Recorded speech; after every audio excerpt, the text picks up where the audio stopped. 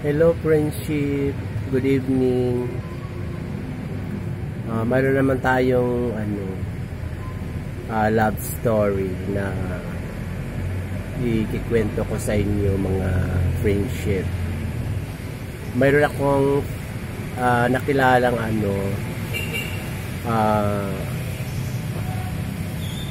dalawang magjowa na sa sidewalk lang din sila sidewalk lang sila nanghihingi ng pera. Silang dalawa, babae tsaka lalaki. Yung mga bata pa sila, siguro mga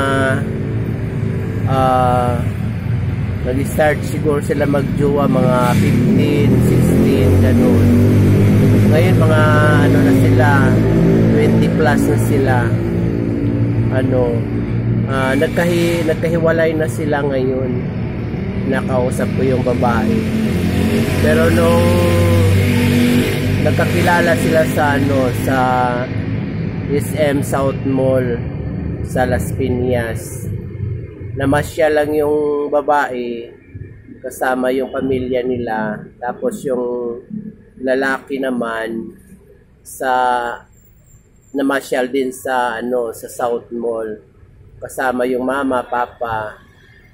Yun, lang sila, nagkatinginan lang doon sa loob ng SM Mall sa South Mall. Yun, nagkaligawan na sila, bali na love at first sight silang dalawa. Yun. At saka kinuha niya yung pangalan ng babae, at saka niligawan kaagad ng lalaki yung babae on the spot. Sila kaagad kasi mga bata pa nga sila, siguro mga 16 or 15 years old sila. So mabilis ang kanilang pagliligawan, sila yung mapusok ba, madali lang sila, basta parang na love at first sight silang dalawa. Yun, pagka kinabukasan nagkita na sila, yan, nagsama na kaagad sila, hindi na sila nagpaalam sa mga magulang nila, at saka sa side ng lalaki, sa side ng babae, hindi sila nagpaalam. Basta nagsasama lang silang dalawa. Tapos sa kanilang source of income, hingi-hingi lang sila sa mga tao sa sidewalk. Nanghihingi sila ng pera, konting barya, tapos konting pagkain, tapos mga kung anong binibigay lang ng mga bigay lang ng mga yung dumadaan sa kanila. Tapos sumasabit din sila sa jeep, nanghihingi sila ng pera. Tapos yun, pagka may pera sila, umuwi na sila sa kanilang mga magulang.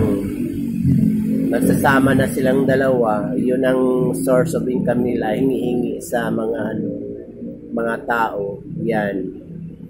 Ngayon, nabuntis yung babae.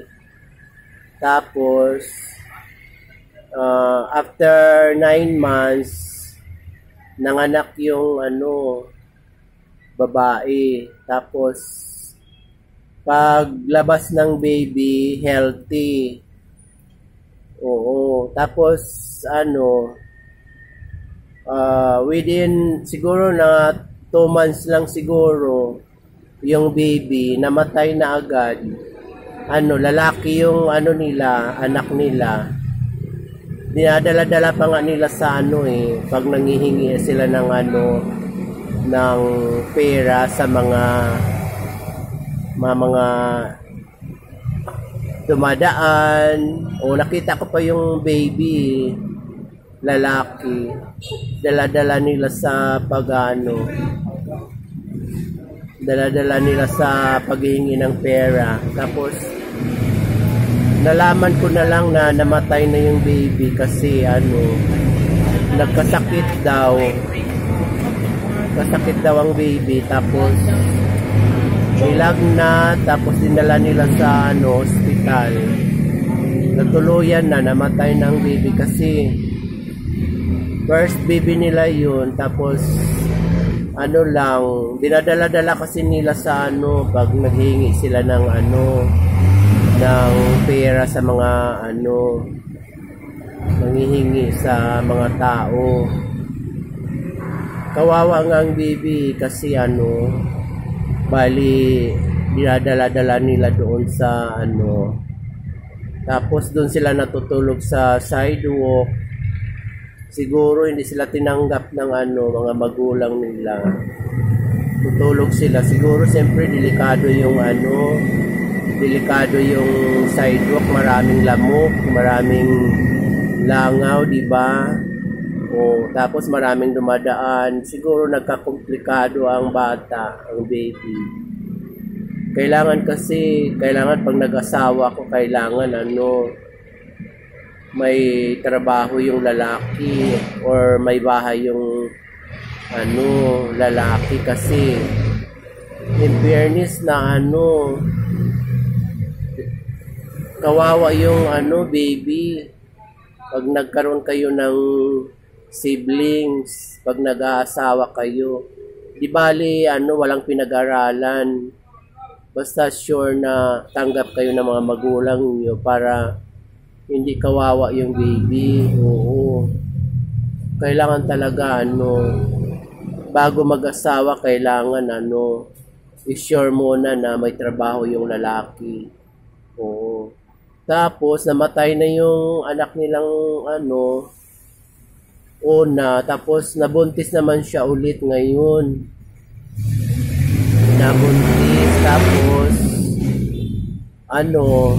hingi-hingi pa rin sila ng yung pera sa mga tao. Binibigyan naman sila kasi mga young age pa sila nag-asawa, nakikita ng mga dala-dala pa rin nila yung baby pag nanghingi sila ng pera. Kawawa nga ang baby. Unang anak nila, lalaki yung namatay. Yung pangalawa, girl. Oo. Ngayon 2 years old na yung baby, yung anak nila. Tapos mabuti kinuha siya ng lolo niya sa side ng babae kasi hindi siguro tanggap yung lalaki doon sa side ng sa side ng babae. Kaya yun, naghiwalay sila. Hanggang ngayon, naghiwalay na sila. Yung babae, na-interview ko yung babae. Naghiwalay na daw sila. Sabi niya, mayroon na daw siyang bagong, boyfriend, sabi ng babae. Kasi bata pa siya mga 19 years old siguro yung babae. Mayroon na siyang bagong mangliligaw, boyfriend. Pero yung lalaki na asawa niya dati, pagala-gala lang daw. Pagala-gala. Oo.